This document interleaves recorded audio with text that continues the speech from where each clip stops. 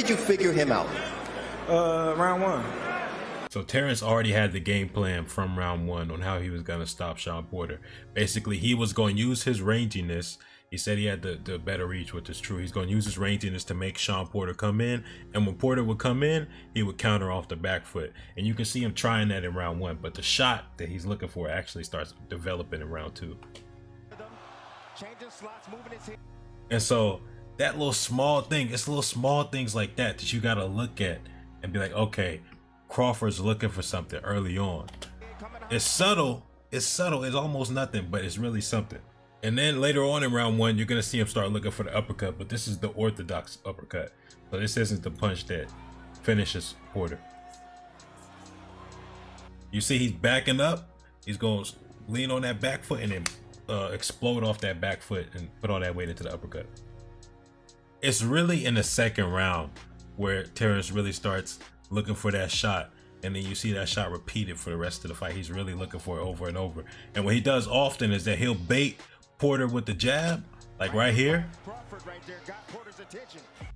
He'll bait him with the jab, and then Shawn Porter's gonna try and step in and counter the jab, and then Terence is gonna look for the uppercut after that.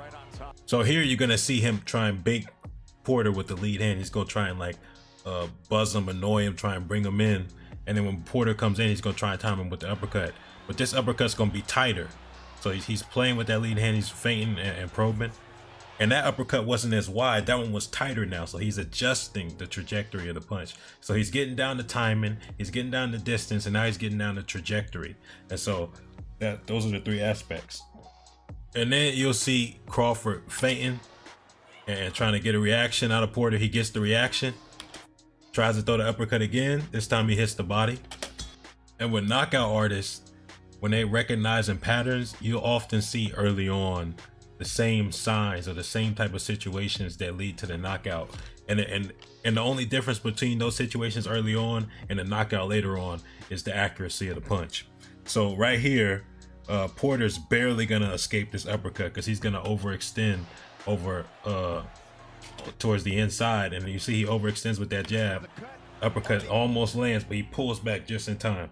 Crawford would do a good job of putting on pressure with his feet and with feints to make Porter initiate offense so he could counter it. So right here he's feinting, he's trying to bring him in. That uppercut doesn't really land. It might land on the guard or the body, but the point is that it's getting closer and closer and closer, right? He's getting more and more accurate with it. And then here's a good example of the uppercut actually landing. It's a pull counter uppercut.